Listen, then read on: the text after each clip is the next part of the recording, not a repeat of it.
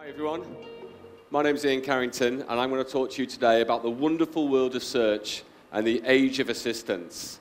But before I start my presentation, I want to make a quick apology.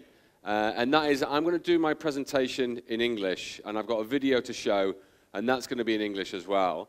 And there's a reason for that. I think everyone knows if you speak 3 languages, you're trilingual. If you speak 2 languages, you're bilingual. If you speak just 1 language, you're English or American. So apologies for doing it in English.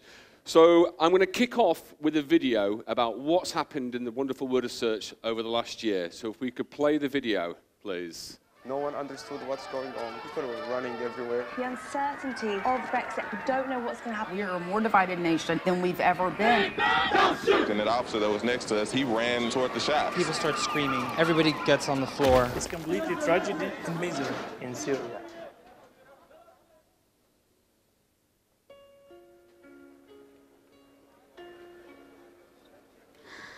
Let's go out and do something we'd never do. Love does not despair.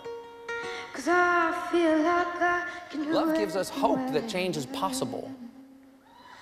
My head is spinning and my feet off the ground when I can't stop dancing like no one's around. And yeah, I think we were born to shine.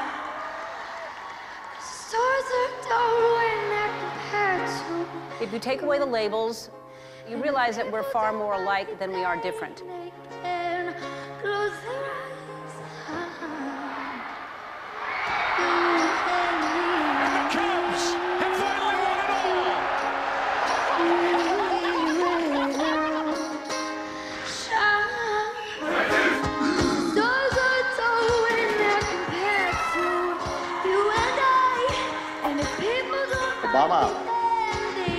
We are the music makers, and we are the dreamers of dreams.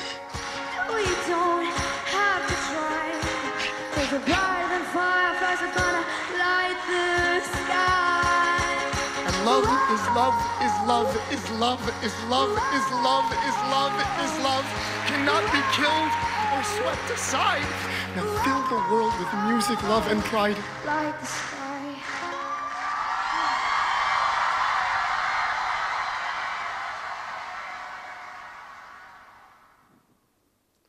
So a lot of highs and a lot of lows in that video. And I think we can all agree that a lot has happened just last year in 2016. But I don't want to talk about just last year. I want to talk about a big trend that has been true since 1965. In fact, the trend's been true for 50 years before the trend was actually predicted. It's a trend that's been fueling all the information that we've heard around today about faster computers, faster websites, more phones. And it's really been fueling the whole digital revolution that we've been seeing. Now, the prediction or the trend was made in 1965. It was made by the co-founder of Intel. Does anyone know what that prediction was? I heard someone say it. Maybe I didn't then. So it was Moore's Law, made by Gordon Moore, co-founder of Intel. And he said that the cost of memory and the price of memory is going to halve every 18 months. And what that means is that the whole digital revolution has happened because things can become smaller and faster and more powerful and more cheaper all the time. Now, it's a bit hard to grasp that, so I wanted to give you 2 examples. The first one would be if you were to own a Samsung phone, a Samsung Galaxy phone, or a Pixel, or an iPhone. If you had that phone in the 1960s, that phone would cost $1 billion to make, and it would be the size of a house. Right? But today, it fits in your pocket thanks to Moore's Law. Another example would be if you take the 1972 Volkswagen Beetle, if you were to apply Moore's Law to the motor industry, which hasn't happened, we're still using kind of petrol combustion engines, but if you were to take Moore's Law and apply it to a 1972 VW Beetle, that Beetle would cost 3p. I don't know how many that's in shekels, but it's not a lot. It would travel at 3,000 miles per hour, and it would just take 1 tank of petrol the whole lifetime for the car. But obviously that's not happened in the motor industry, but we have seen it in the technology industry thanks to Moore's Law.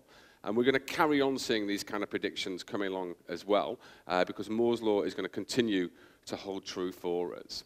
So because of Moore's Law, we're actually seeing some other trends that you're probably more familiar with as well. I think unless you've been living in a cave, you're probably familiar with the fact of the rise of mobile. More people have got more devices. They're using their mobile more often. In fact, they're using it more often than desktop today as well. And because they've always got their mobile phone with them, they're actually doing many, many more searches than they were previously as well. I think that's all very, very logical, and we understand that. I think we heard earlier as well that we have more devices in our pockets. Just 5 years ago in Israel, the average Israeli had 1.7 connected devices in their pocket. Today, they have over 3 connected devices in their pocket. And that just means that they're going to be doing more searches in more places and more often. And that's really what the future of search is. It's going to get bigger and better the whole time. One of the other things that we're seeing as well is voice search. I think we heard it mentioned as well that 20% of all mobile searches in the US were coming, 20% of all searches on a mobile device in the US were coming through from voice. And I think we actually heard the number was even higher in Israel from one of the earlier presentations on there as well. But we're going to see this trend prevail. We're going to see it get bigger and bigger and bigger as well as it becomes easier to do voice search. And also things like Google Home and watches and things like that, you're not actually able to type. So that voice-activated query is going to come bigger and bigger as we go through time as well. But I want to show you a little bit about what's been going on in search as well. Now, what we've taken here is we've compared search to social network, to email, and to things like apps, specific digital sites. And we're just comparing what activities people do on what type of digital platforms out there. So when people want to answer a question, like how tall is Mount Everest, or something along those lines, then people come to search. In fact, 16% of people use search for answering a question. When they're exploring something, how to do something, they're also coming to search, with 11% of people doing that, higher than all the other ones out there as well. When it's about finding out about world events, no surprise, people are probably turning more to apps. I actually use the BBC News app quite a lot. I'm sure many, many other people out there use their apps for finding out about world events, such as the French election or the Trump election or Brexit and things like that as well. Search is not the primary use for that. Getting help to get somewhere, again, specific apps. I think probably the Maps apps are what people are going to be doing to actually get somewhere. When it comes to researching a place or a location, so choosing where you want to get to, then obviously search is the primary access point for that as well. But the most interesting for me is about researching a product or service. If someone wants to buy a flight, rent a car, buy a credit card, buy a TV, something like that, then search is the primary way that they're going to be doing that research to make that purchase. And essentially, there's no surprises there. We're very good at connecting users with advertisers and providing a service for them. If people want to discover something new, again, search is where they come to. So search is pretty prevalent throughout all the different journeys that people are doing. The one thing their social networks really dominate, obviously, is where people are going to be connecting to one of us. Search is not very good for that. Social networks like Facebook or Instagram, Snapchat are the way that people do that. But what we really find from search is what our users want and what our advertisers want is they want things that are fast, clear, and easy to use. And there's no surprise there. You know, if you're jumping out of a plane with a parachute, you want something that's going to be fast, clear, and easy to use. And we really encourage all the advertising partners that we work with to think along those lines as well. But what's really great about search is we think it turns inspiration to action. And what I mean by that is that if you've got an idea and you want to build that idea or you want to research that idea, you come to search to find that idea. If you've got something you need, like a credit card or a hotel room, then you come to search to satisfy that need as well. And we're seeing more and more people do that on more and more devices in more and more different ways all the time. And I think that really is the future of search. It's going to get more and more bigger. But this other big trend, and we've heard a lot about this today already as well, is around artificial intelligence. Now, we heard the quote earlier from Sundar, who's Google's CEO, saying that we're moving from being a mobile-first world to an AI-first world. But I want to draw your attention to this quote back in 2000 from Larry Page, our founder, who talks about how artificial intelligence, if it would be the way that you're going to get exactly the right answer that you want for the search that you've put in there as well. So it doesn't give you maybe 100 different results or 1 million or even 10 million like some of the Google searches do. It just gives you one result, the one result that means the most to you. Now, that's very precise, but that's our goal. That's where we're working to. We want to give people just one result there. But it's hard, very, very hard. I think someone talked about natural language processing earlier as well. That's a fancy way of saying search how you talk. And lots of people do search how they talk. So in this example here, how to change brightness on a laptop. That's what people typed in. But it's not how to change brightness on a laptop. It's not how to replace it. It's how to adjust it. It's how to fine-tune it. But it's hard for a computer to understand that. Easy for us. We know the context. We know what it's talking about. But for a computer program that follows an exact set of instructions, it's very, very hard. The same comes here as well, about how to change a PDF into a Word document. It doesn't mean to change or replace. It means to convert. But again, context is king. And doing this natural language processing is very hard, but it just means that when users type in a search term into Google, they are getting a very, very precise search, a very, very precise answer to what they're looking for. Another example is how to change memory in a laptop. And the final one is how to change or switch between monitors. That context, that understanding is really, really important.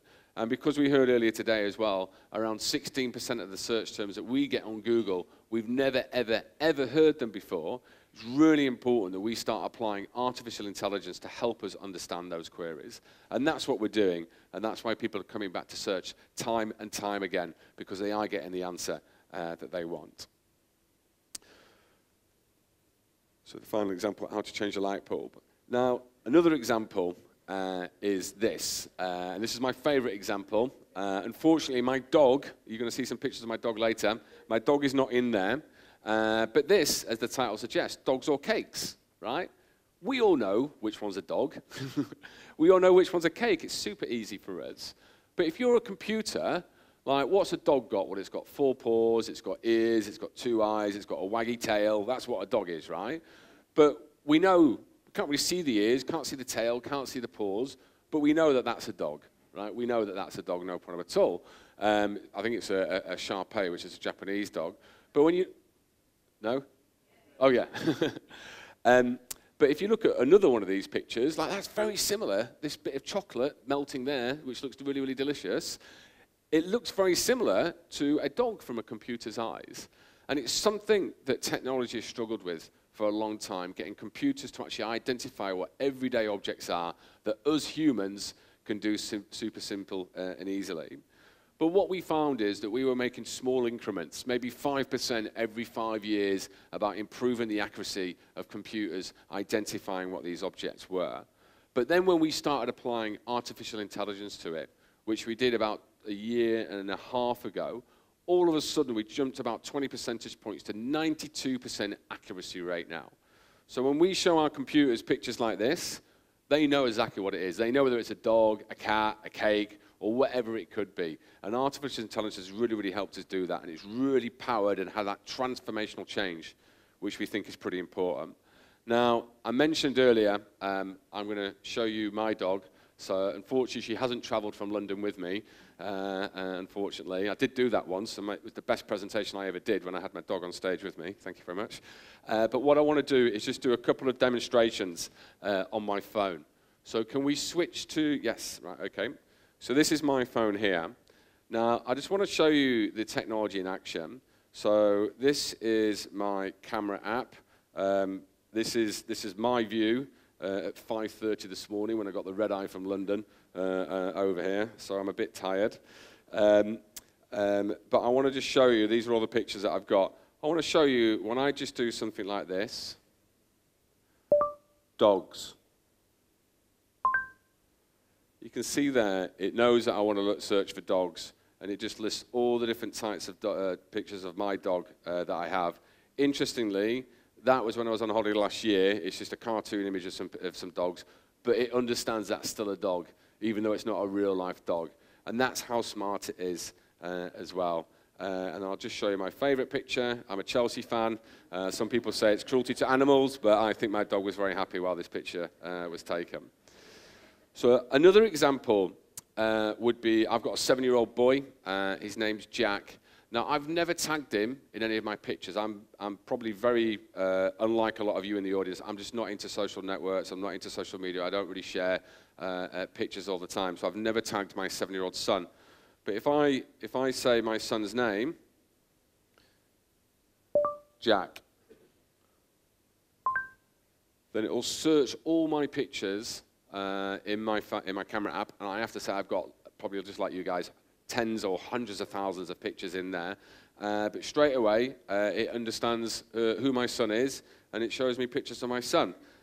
He turned 7 last week, and that's my son just here at Stamford Bridge. And for one day only, I was the coolest dad in town, but I'm back to normal now, unfortunately.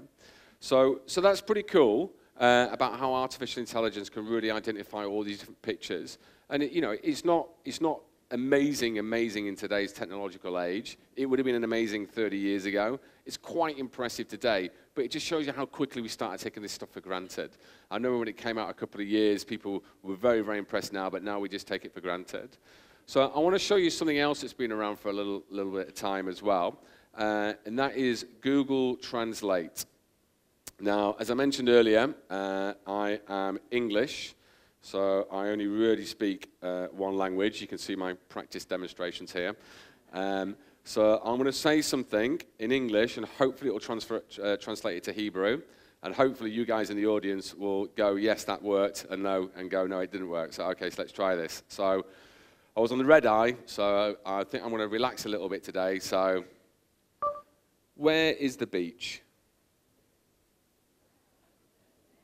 Did that work? Yay!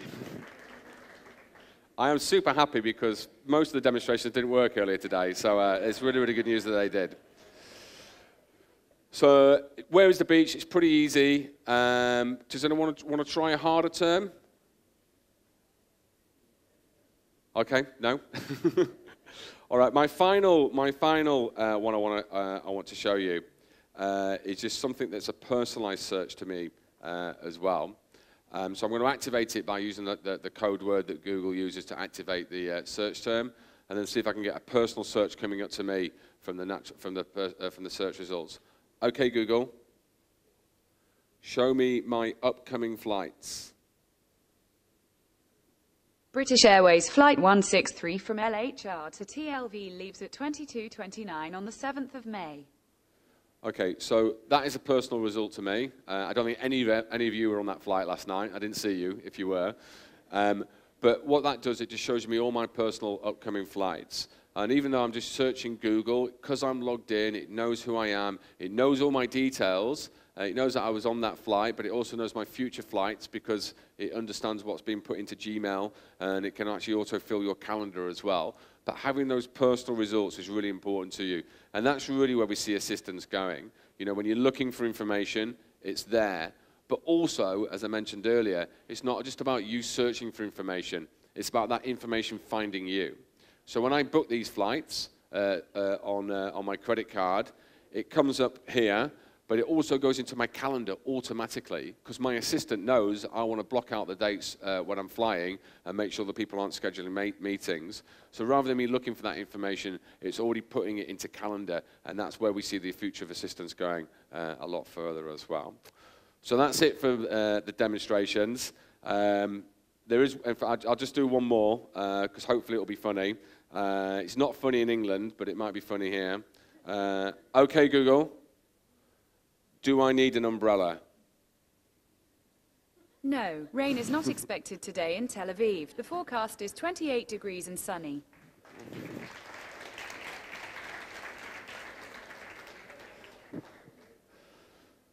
So I'm glad those demonstrations work. They're pretty cool. We need an umbrella quite often in England, obviously.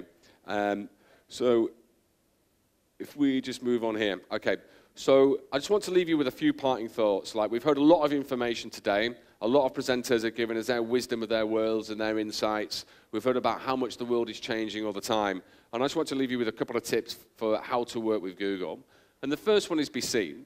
So when someone types in your search term, like your brand term or a term that's adjacent to your business, then you've got to make sure that you're there. But it's not just a question of showing up. It's a question of showing up with the right ad at the right time to the right user. So when people are typing in terms like this, you've got to make sure that you're there, but you've got to understand the context of what they're looking for as well. So for here, when someone types in best pizza in Tel Aviv, if someone is in a certain location, what we may find here is that they want takeaway order because they're in their home, and that we know that when they're in their home, they're going to want takeaway. In this example, because they're on the device, we also know they might be on wanting takeaway as well. And then when you start looking at the context of when the time is, maybe it's not lunchtime menu, it's the dinner menu they want because they're searching at a certain time in the evening as well. And also, what are they interested in? Can you remember what their favorite pizzas are, or do they really want an offer on there as well? So really being seen with the right ad at the right time by using all these different signals and understand the context is really, really important for people. The second one is be smart. Now, I just demonstrated some of the artificial intelligence and machine learning capabilities of Google. We saw a lot of people talking about it earlier today. All that stuff, all that goodness that we put into our products, into the assistant, that is available in Google AdWords now as well. And the best example of that is smart bidding, something that is working really, really well for our advertisers.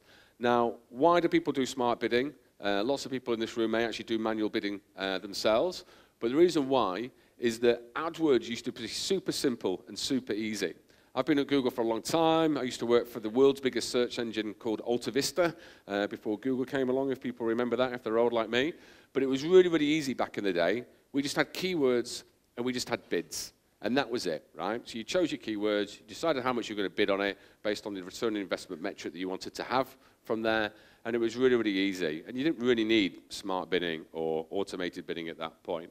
But then things started getting a bit harder. I just mentioned those context points around time, device, location, interests, those kind of things on there, just another layer of complexity on top of it. And then you start adding another layer of complexity as well on top of that. What's your ROI goal? What's your CPA goal? What's your click-through rate? What CRM solutions are you using? What first-party and third-party data are you using?